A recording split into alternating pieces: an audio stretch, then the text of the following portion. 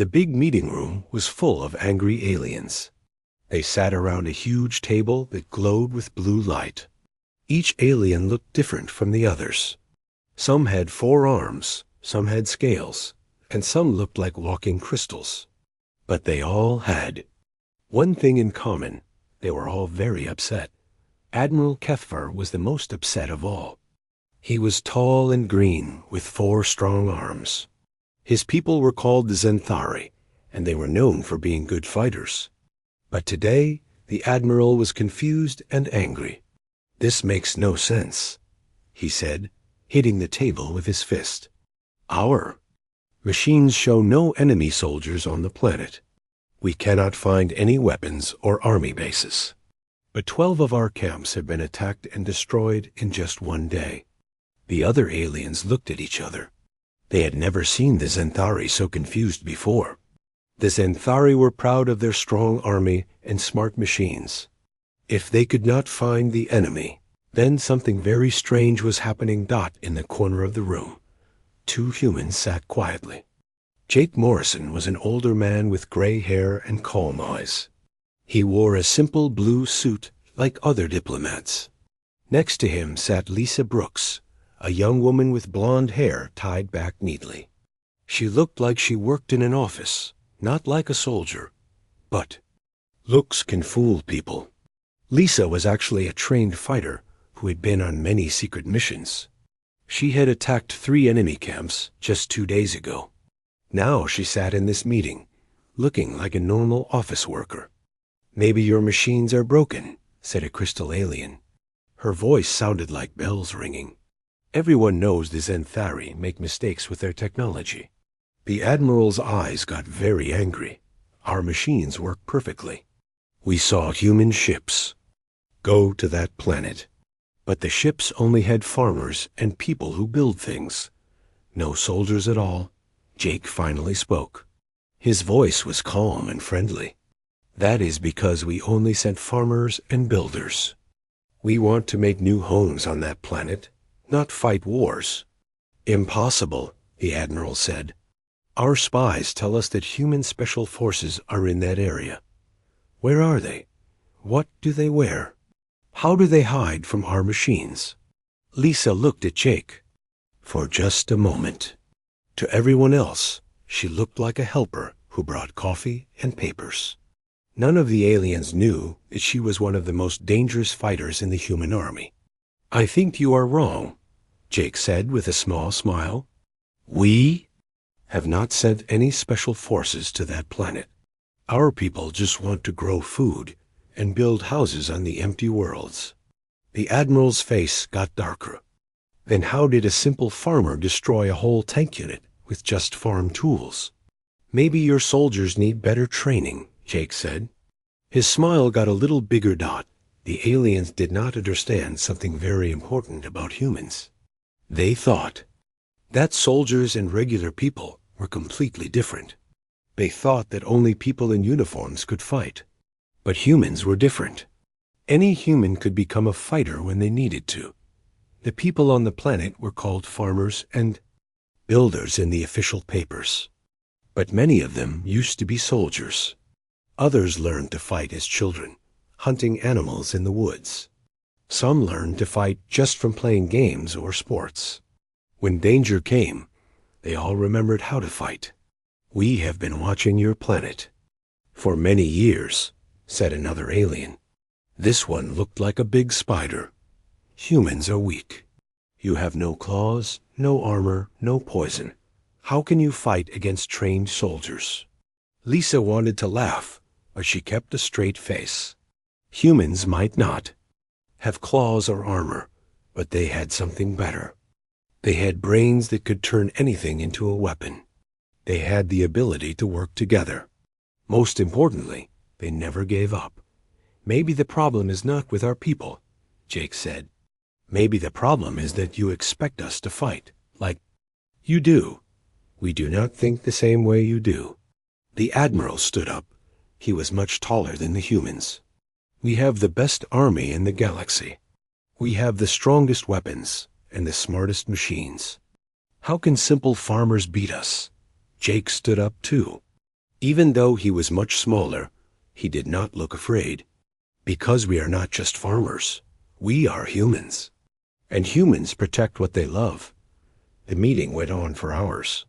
The aliens asked many questions. They wanted to know about human weapons, human training, human military secrets. But Jake and Lisa just kept saying the same thing. There were no soldiers on the planet, only people who wanted to live in peace. What the aliens did not know was that peace and war were not opposites for humans. A human who wanted peace would fight very hard to keep it. A human who loved their family would become very dangerous to protect them. This was something the aliens could not understand. As the meeting ended, the aliens were still confused. They had powerful armies and smart machines, but they could not find an enemy that was hiding in plain sight. The enemy was not hiding because they were not trying to hide. They were just being human. The Admiral made a decision. We will send our best scouts to that planet. They will find these mysterious human soldiers. They will discover their secrets. Jake nodded politely. Good luck with that, he said. But inside, he was smiling. The aliens were about to learn something very important about humans. They were about to learn that sometimes the most dangerous enemy is the one who does not look like an enemy at all.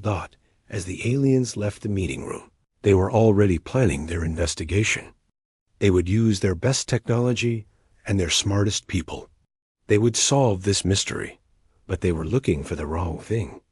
They were looking for soldiers when they should have been looking for humans. And humans, as they were about to discover, were much more dangerous than soldiers could ever be. 3 days later, the Xanthari sent their best soldiers to the planet. Captain Vexter was their leader. He was smart and mean, and he had never failed a mission before. His team had the best machines and weapons that the Xanthari could make. They were sure they would find the human soldiers. The planet looked peaceful when they arrived. Green grass covered the hills. Mountains stood tall in the distance. Small towns dotted the land with simple buildings and farming machines. Everything looked exactly like the reports said it would. Start scanning everything, Vexter ordered his team. Look for weapons, hidden bunkers, and camouflage soldiers. These humans are hiding something, and we will find it. His soldiers spread out across the land. They carried machines that could see through walls and detect metal from far away. They could spot a hidden weapon from miles away. But they found nothing unusual. At the same time, in the town of New Haven, something interesting was happening. Pete Davis was teaching a group of farmers how to use their water pipes. Pete was old with gray hair and strong hands. The official records said he was a water system expert. But Pete used to be a Marine colonel, one of the best fighters Earth had ever produced. Remember, Pete told the farmers, good farming means knowing your land. You need to know every rock, every tree, every hiding place. A good farmer can move across his land without being seen. He can strike at pests before they know what hit them. Then he can disappear back into the landscape. The farmers nodded and listened carefully. But these were not normal farmers. Many of them used to be soldiers too. Others grew up hunting in the woods. All of them knew how to fight when they needed to. Mary Johnson was one of Pete's students. She had blonde hair and kind eyes. Her job title was Plant Growth Specialist.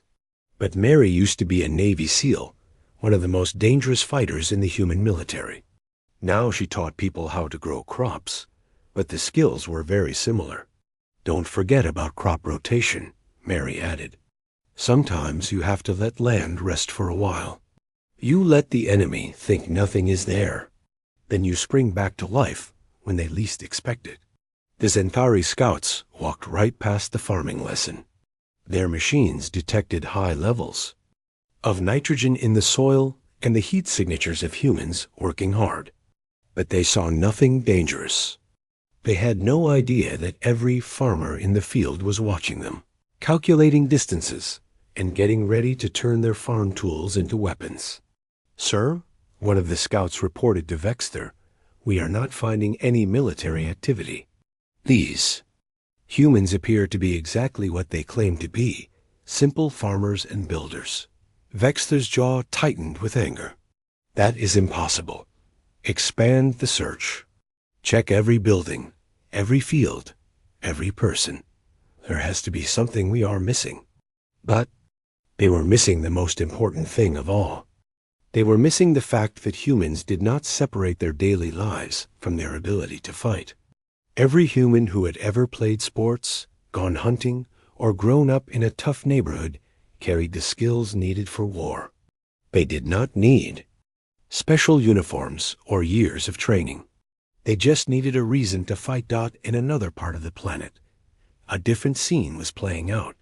Danny Rodriguez was working near a rocky hill. He was using explosives to clear tree stumps from farmland. Danny was a short man with dark hair and calloused hands. His job was listed as land clearing specialist. What the aliens did not know was that Danny had spent years in Afghanistan, learning how to make bombs and destroy enemy positions. The skills he used to clear stumps were exactly the same skills he had used to destroy enemy bunkers. The only difference was what he called. A Xanthari patrol found Danny just as he was setting off a controlled explosion. The blast shook the ground and sent dirt flying everywhere. The aliens immediately became suspicious. "You there, human," called the patrol leader. "What are you doing with those explosives?" Danny looked up from his work. His face was dirty, and his clothes were simple work clothes. "Clearing stumps," he said simply. "Can't plant crops with big tree roots in the way."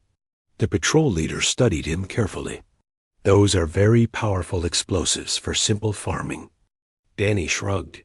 "Ever try to remove a really big stump? Sometimes you need more than a shovel." The Xanthari soldiers looked at each other. Their scanners showed that the explosives were exactly what Danny said they were, tools for clearing land. But they also showed that these tools could easily be used as weapons. The problem was, that was true for almost everything humans used. Back at their base, Vexter was getting more and more frustrated. His team had been searching for hours, and they had found nothing. Every human they met was doing exactly what they were supposed to be doing. Farmers farmed, builders built, and teachers taught. But somehow, Xanthari military units kept disappearing. "This is madness," Vexter said to his lieutenant. "How can these humans be so dangerous when they appear? So harmless?" His lieutenant, a younger soldier named Kicksdow, had an idea. "Maybe they are not hiding their soldiers. Maybe they are hiding the fact that they do not need soldiers." Vexter looked at him strangely. "What do you mean?" "Think about it," Kicksdow said. "We have been looking for people who look like soldiers. But what if every human can be a soldier when they need to be?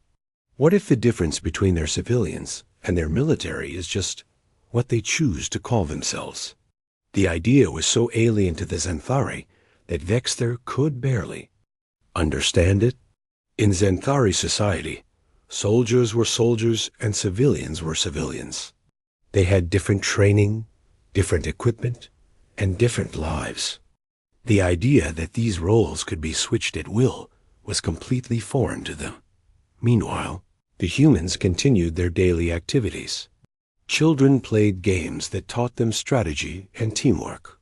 Adults worked jobs that gave them skills. In chemistry, engineering, and logistics, everyone learned to shoot, to fight, and to survive as part of growing up. But they called it education, or sports, or hobbies. As the sun set on the planet, the Xanthari scouts returned to their ship. They had found nothing that looked like a military force, but they had the uncomfortable feeling that they were missing something important.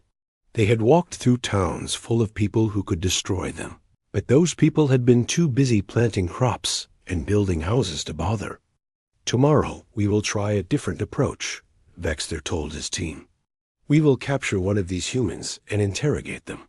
Surely they will tell us where their soldiers are hiding. But Vexter was about to learn something that would change everything he thought he knew about war. He was about to discover that the most dangerous enemies are often the ones who do not even consider themselves enemies. They are just people who want to be left alone, and who will do terrible things to anyone who will not let them live in peace. The next day would bring new revelations about human nature, and the Zenthari would begin to understand why they're mighty. Empire was losing a war against people who claimed they were not even fighting. The Zenthari thought they had finally caught a real human soldier. Danny Rodriguez was captured while placing what looked like military explosives near a Zenthari supply base. Now he sat in a metal chair in their interrogation room, his hands tied behind his back. Captain Vexter stood over him, feeling proud for the first time in days. "Finally," he said, "a real human special forces operative. Now we will get some answers." Danny looked up at the tall alien with tired eyes. His clothes were dirty from working in the fields. His hands were rough from manual labor. He did not look like a dangerous soldier at all. "You have made a mistake," Danny said quietly. "I am not a soldier. I am just a man who clears land for farming." Vexter laughed, a harsh sound that echoed in the metal room. "You expect us to believe that a simple farmer carries military-grade explosives? You are sabotaging our supply depot." Danny shook his head. "I was clearing rocks from a field. Your supply base was built on land that was supposed to be farmland. I was just doing my job." "Your job?" Vexter's voice got louder. "What kind of job requires you to know how to make bombs?" "The kind where you have to remove tree stumps and break up rock formations," Danny replied. "Have you ever tried to farm land that has not been cleared? Sometimes you need more than a shovel to get the job done." This was the problem the Zenthari could not understand. On their world, jobs were very specific. A farmer was a farmer. A soldier was a soldier. An engineer was an engineer. But humans learned skills from many different areas, and they used those skills wherever they were needed.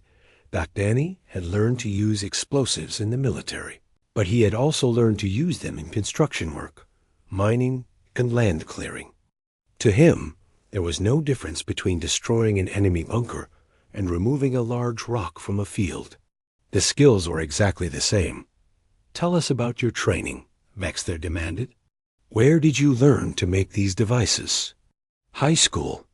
Chemistry class," Danny said honestly. "Then I learned more in the army. Then I learned even more working construction jobs. It is not that complicated if you understand basic science." The Zenthari officer felt frustrated.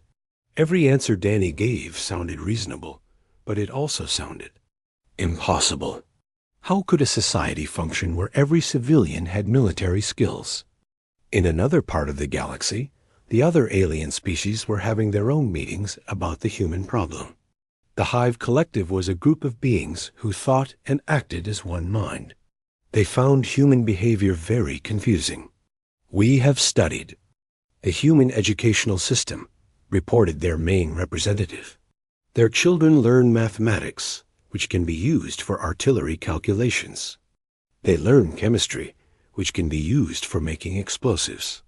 They learn physics, which can be used for ballistics. They learn biology, which can be used for biological warfare."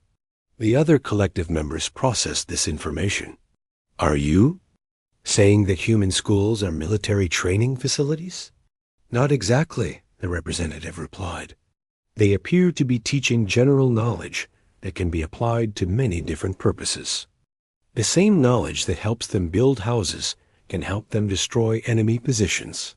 The same skills that help them grow food can help them conduct guerrilla warfare." This was a revolutionary idea for the aliens. They had always believed that knowledge was specialized. Military knowledge was for soldiers. Scientific knowledge was for scientists. But humans seemed to mix all types of knowledge together. Back on the planet, the interrogation continued. Vexter was getting more frustrated with each answer Danny gave. "What is your rank?" Vexter asked. "I do not have a rank," Danny replied. "I am a civilian contractor." "What is your unit?" "I do not have a unit. I work for Rodriguez Land Clearing Services." "Who is your commanding officer?" "My boss is Maria Santos. She runs the company." Vexter slammed his hand on the table. "Stop lying to me. No civilian knows how to conduct military operations." Danny looked confused. "What military operations?" "I clear land, plant crops, and fix irrigation systems. Sometimes I help my neighbors with their problems. That is what people do." "Your neighbors' problems include destroying our military installations." "Your military installations were built on our farmland without permission," Danny said. "We asked you to move them, but you refused, so we moved them ourselves." The alien officer stared at Danny for a long moment. "You are telling me that you destroyed military targets because they were inconvenient for farming?" "Pretty much, yes." This was the moment when Vexter began to understand something terrible. These humans were not following the rules of war because they did not think they were at war. They were just solving problems in the most efficient way. Possible. To a human, a Zentari military base was just an obstacle, like a large rock or a dead tree. If it was in the way of something they wanted to do, they would remove it. They did not see it as an act of war. They saw it as practical problem solving. "You cannot just destroy military installations because they are inconvenient," Vexter said. "Why not?" Danny asked. "You put them on our land without asking. We told you to move them. You said no, so we moved them ourselves." The simplicity of this logic was terrifying to the Zentari. They had expected to fight against soldiers who understood military tactics and followed military rules. Instead, they were fighting against people who treated war like any other problem to be solved. "What would happen if we built more bases?" Vexter asked. Danny shrugged. "We would remove those too. We have a lot of land to clear, and we are very good at removing obstacles. Even if we put guards around them?" "Guards are just another obstacle," Danny said matter-of-factly. "We know how to deal with guards too." Vexter felt a chill run down his spine. This human was not boasting or making threats. He was just stating facts, the same way he might discuss the weather or the price of crops. "How many of your people have this skill set?" "Which skills?" Danny asked. "Everyone knows how to clear land. Everyone knows how to deal with problems. Everyone knows how to protect their family and their home. These are basic life skills." The interrogation continued for hours, but Vexter was not learning what he had hoped to learn. Instead of discovering human military secrets, he was discovering that humans did not have military secrets. They had life skills that could be applied to military situations. Every human child learned to think strategically by playing games. Every human adult learned to work under pressure by doing their jobs. Every human community learned to cooperate and plan by organizing their daily lives. When war came, they simply used these same skills in a different context. As the sun set, Vexter finally understood why his people were losing. They were not fighting against an army. They were fighting against an entire society that had accidentally trained itself for war without even realizing it. "One more question," Vexter said. "If you are not soldiers, why do you fight so well?" Danny thought about this for a moment. "Because we are not fighting for our government or our leaders. We are fighting for our families and our homes. When someone threatens what you love, you find out what you are really capable of." That night, Vexter sent a message to his superiors, but he did not know how to explain what he had learned. How could he tell them that the humans were winning because they did not know they were supposed to lose? Admiral Kethfar was tired of mysteries and failures. His scouts had found nothing useful. His interrogations had revealed nothing helpful. His mighty empire was being embarrassed by humans who claimed they were not even soldiers. He decided to end this problem once and for all. "Prepare the battle fleet," he ordered his officers. "We will destroy every human presence in this system. No more games. No more hidden soldiers. We will turn that planet into glass and ash." The HFY War fleet was impressive. 50 massive ships filled with weapons and soldiers. Each ship could destroy a city from orbit. Together, they could wipe out all life on the planet below. The Admiral felt confident that this would finally solve the human problem. On the planet's surface, the humans received the evacuation warning with calm faces. They had been expecting this moment. Within hours, transport ships began landing to pick up the colonists. To anyone watching, it looked like a panicked retreat. Families grabbed their belongings and ran to the ships.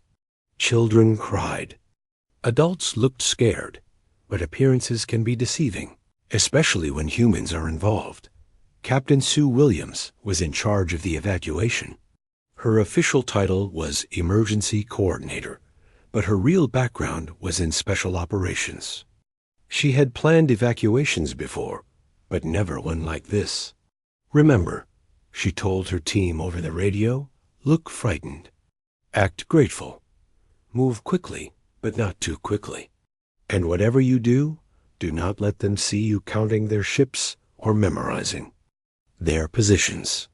The evacuation fleet looked like exactly what it was supposed to be, a collection of civilian ships pressed into emergency service.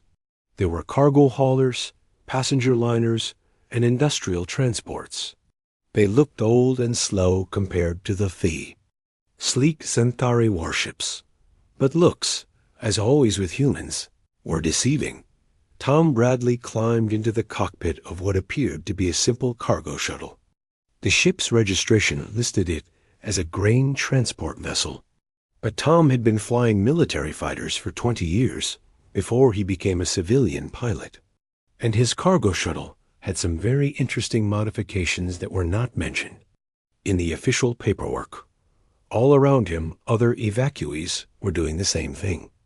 Teachers who had studied military history, mechanics who had worked on military vehicles, farmers who had served in the military before they started growing crops. Each of them was settling into their role in a plan that had been prepared for exactly this situation. "This is Sierra One," came Jake Morrison's voice over the communication system. "All ships begin phase 1 of the evacuation. Remember, we are not soldiers. We are just humans who got tired of being pushed around." The HFY fleet watched as the human ships lifted off from the planet. Admiral Kethfor felt satisfied as he saw the vessels moving away from the planet at what appeared to be a safe distance. "Sir," reported his sensor officer, "the human fleet is maintaining a safe distance. They appear to be complying with our demands." "Good," the Admiral said.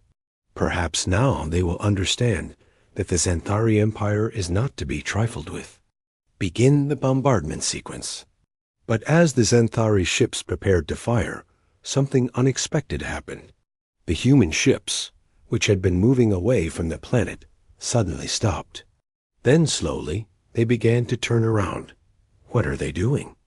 The Admiral asked Dot before anyone could answer. The human ships began to change. Hidden panels slid open to reveal weapon ports.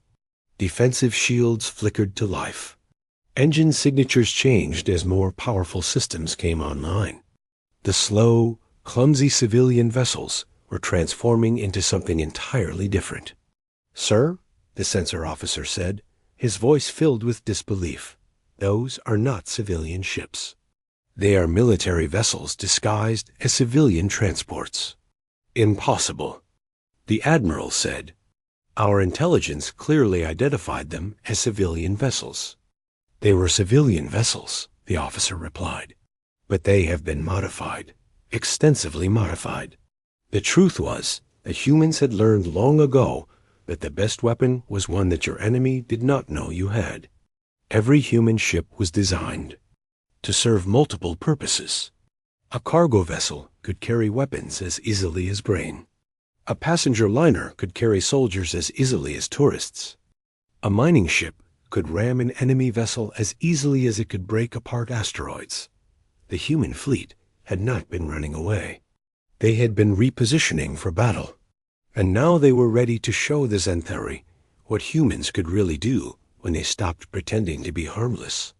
All ships, Jake Morrison's voice came over the Xanthari communication frequency. This is the human fleet. You came to our planet uninvited. You threatened our families. You tried to destroy our homes. This was not a wise decision. Admiral, Kethver felt his blood run cold. How did they get access to our communication system? Unknown, sir, the communication officer replied. But they are broadcasting on all frequencies simultaneously. Jake's voice continued, calm and deadly. We tried to be peaceful. We tried to be reasonable. We asked you to leave us alone. But you would not listen. So now we will teach you why that was a mistake. The battle began with a move that no military academy had ever taught. The human ships did not form battle lines or follow standard tactics. Instead, they scattered in all directions, each ship operating independently. Some ships attacked head-on. Others came from the sides. Still others appeared to be running away, only to circle back and attack from behind. This is chaos, the Admiral said. They have no formation, no coordination, no strategy. But he was wrong. The humans had coordination, just not the kind that the Xanthari understood. Every human ship captain knew what every other captain was thinking, because they were all thinking the same thing. Protect the colony. Protect the families. Win at any cost. Tom Bradley's cargo shuttle should have been destroyed within minutes. It was small, slow, and lightly armed compared to the Xanthari fighters. But Tom had grown up flying crop dusters through mountain canyons. He could make his ship do things that physics should be impossible. Come on, you alien bastards, Tom muttered as he dove his ship through a gap between two enemy cruisers. Let me show you how we fly back home. He fired his weapons at point-blank range into the engine section of a Xanthari destroyer. The explosion lit up space like a second sun. Tom was already gone, racing toward his next target before the debris stopped flying. Meanwhile, a human passenger liner was engaging 3 Xanthari cruisers simultaneously. The ship was commanded by Captain Helen Davis, a grandmother who had been teaching navigation to college students. But before she became a teacher, Helen had been a Navy captain, and she had not forgotten how to fight. Engine room, she called. Over the intercom, give me everything you have. I know this old ship has more power than the specifications say. You got it, Captain, came the reply. We have been saving some surprises for a special occasion. The passenger liner's engines flared brighter than they should have been able to. The ship accelerated faster than it should have been possible, and its weapons fired with more power than should have been legal. Because the humans had learned that in war, the only rules that matter are the ones that keep you alive. All across the battle zone, similar scenes were playing out. Human ships that should have been easy targets were destroying enemy vessels with casual efficiency. Human pilots who should have been outmatched were flying circles around trained military officers. Human crews who should have been panicking were working together with deadly precision. Sir, the Xanthari tactical officer reported, we have lost 30% of the fleet. The humans they are fighting like madmen. Not madmen, Admiral Kethver said quietly.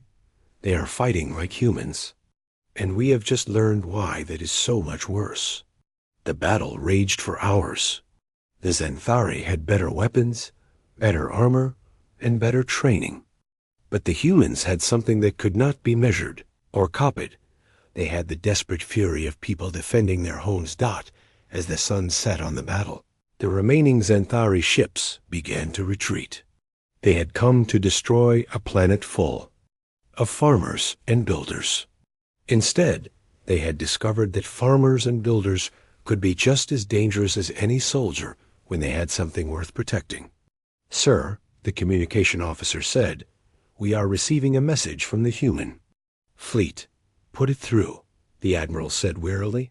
Jake Morrison's voice filled the command center one last time. "Admiral, we hope you have learned something today. We never wanted to fight you. We just wanted to be left alone. But if you come back, if you threaten our families again, we will remind you of this day.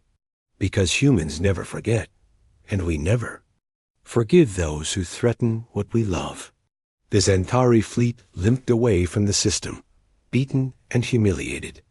They had learned something important about humans that day. They had learned that the most dangerous enemy is not the one who wants to fight, but the one who has no choice but to fight.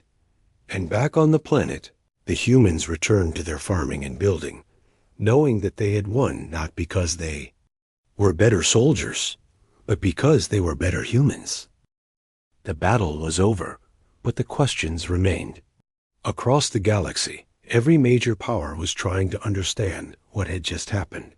How had a fleet of civilian ships defeated one of the most powerful military forces in known space? The answer would change everything they thought they knew about war.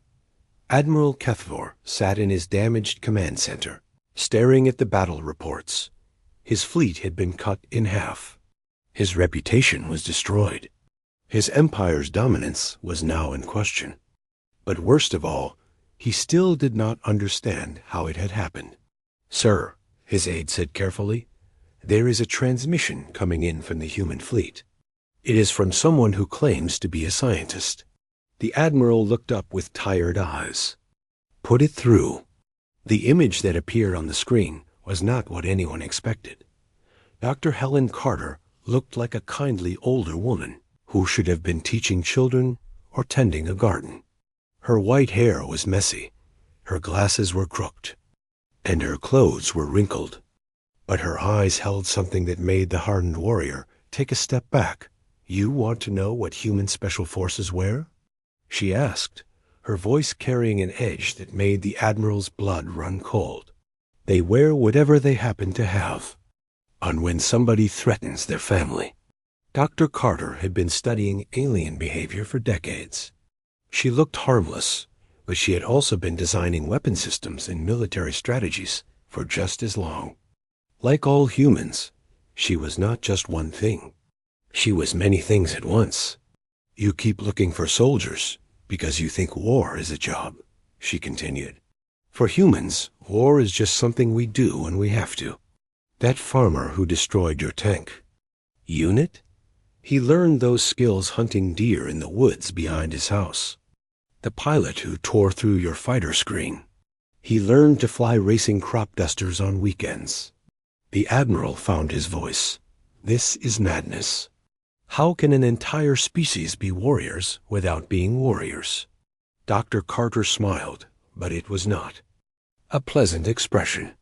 "Because we learned a long time ago that the universe is a dangerous place. Every human child grows up knowing that someday, somehow, they might have to fight for their survival. So we teach them everything they need to know, and then we call it something else." As she spoke, the camera showed scenes from the battle. A group of teenagers had captured a Xanthari communications post using nothing but skateboards and homemade explosives. Their leader was a 16-year-old named Alex Murphy, who had learned urban warfare from video games and made his bombs using chemistry from high school. "We call it sports," Dr. Carter explained. "We call it hobbies. We call it education. We call it growing up. But really, we are teaching our children how to think, how to fight, how to survive, and how to win." The admiral watched in horror as the footage showed a human grandmother taking apart a Xanthari battle robot with tools she had borrowed from her kitchen. The woman moved with the efficiency of a trained soldier, but she was just a retired teacher. who had learned mechanical skills from fixing farm equipment. "You want to know the truth about human special forces?" Dr. Carter asked. "There is no such thing. There are just humans. And when you threaten what we care about, we become something you cannot understand, cannot predict, and cannot defeat." The implications of this were staggering. Every human colony, every human trade ship, every human diplomatic mission was potentially a military threat. There was no way to tell the difference between a harmless civilian and a deadly warrior because there was no difference. "But how do you coordinate?" the Admiral asked desperately. "How do you plan? How do you command such chaos?" Dr. Carter's smile became genuinely amused. "We do not command it. We trust it. Every human knows what needs to be done because we all learned the same lessons growing up. Protect your family. Protect your home. Work together. Never give up. These are not military orders. These are just human values." A camera showed more scenes from the battle. A maintenance worker had turned his repair tools into weapons that could cut through Xanthari armor. A school teacher had organized the evacuation with the same skills she used to manage field trips. A cook had used his knowledge of chemistry to create smoke screens and diversions. Every human job teaches skills that can be used in war, Dr. Carter explained. A farmer learns logistics and resource management. A teacher learns leadership and planning. A mechanic learns how machines work and how to break them. A cook learns chemistry and timing. Put them all together, and you have an army that does not even know it is an army. The Admiral was beginning to understand the true scope of the problem. The Xanthari had been preparing to fight an enemy that did not exist. They had been looking for human soldiers, when every human was already a soldier in everything but name. "This cannot be possible," he said weakly. "No society can function this way." "Why not?" Dr. Carter asked. "We have been functioning this way for thousands of years. On Earth, every village had to be ready to defend itself. Every person had to know how to fight and how to work. Those who could not do both did not survive to have children." She paused and looked directly at the Admiral. "You see warfare as something separate from daily life. We see it as just another part of living. You train soldiers to fight. We train humans to be human. And humans, when they need to be, are the most dangerous things in the universe." The footage continued to roll. An elderly man who ran a small shop had taken out 3 Xanthari soldiers using a hunting rifle and patience learned from decades of waiting for customers. A young mother had protected her children by turning her minivan into an armored vehicle using farm equipment and determination. "But the most important thing you need to understand," Dr. Carter said, "is that we do not want to fight. We never wanted to fight. We just want to live our lives in peace. But when someone threatens that peace, when someone threatens our families and our homes, then we stop being farmers and teachers and shopkeepers. We become something much worse." The Admiral felt a chill run through his body. "What do you become?" "We become humans with nothing left to lose," she replied. "And that is something no army in the galaxy can defeat." The transmission ended, leaving the Admiral alone with his thoughts. Around him, his officers worked to repair the damage to their ship and their pride. But the real damage was to their understanding of the universe itself, not in the weeks that followed. The story of the battle spread throughout the galaxy. Every species had to reconsider their assumptions about humanity. The humans were not just another spacefaring race. They were something entirely different. The Galactic Council held emergency sessions to discuss the human problem. But there was no problem to solve. The humans had not done anything wrong. They had simply defended themselves when attacked. The fact that they were so effective at it was troubling, but not illegal. "What do we do about them?" asked the representative from the Crystal Collective. "Nothing," replied the ambassador from the Trade Federation. we leave them alone. We treat them with respect. We remember that every human we meet might be most dangerous being in the room, even if they look like they could not hurt a fly. The Xanthari Empire, meanwhile, was forced to completely restructure their military doctrine. They could no longer assume that civilians were harmless. They could no longer rely on conventional tactics. They had to learn to fight an enemy that did not follow any of the rules they understood. 6 months later, Jake Morrison found himself back at the Galactic Council. This time, he was not defending against accusations. He was negotiating trade agreements and mutual defense pacts. The other species treated him with a mixture of respect and fear that he found both useful and sad. "Tell me honestly," asked the Hive Collective representative during a private meeting, "are all humans truly capable of the violence we witnessed?" Jake considered the question carefully. "I think you are asking the wrong question. It is not whether we are capable of violence. It is whether we are capable of peace. And the answer is, yes, we are. But only when we are allowed to pursue it without interference." He stood and walked to the window, looking out at the stars that now seemed a little less hostile than they had before. The thing about humans is that we are not naturally violent. We are naturally protective.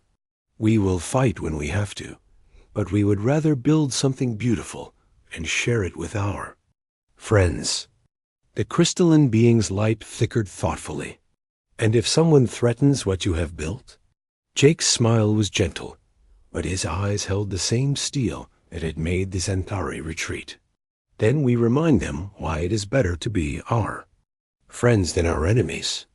As he walked away, the representative sent a message to her homeworld. The message was simple but important. Recommend full diplomatic engagement with human species. Reason: they have mastered the art of being simultaneously the most peaceful and most dangerous species in the galaxy. The truth was now known throughout the galaxy. Humans did not have special forces because they did not need special forces. Every human was special forces when the situation required it. They wore whatever they wanted, they worked whatever jobs they chose, and they lived wherever they pleased. But if you threatened them, if you threatened their families or their freedom, they would show you why humanity had survived every challenge their harsh world had thrown at them. The galaxy had learned a valuable lesson. Never underestimate a species that treats war and peace as TW.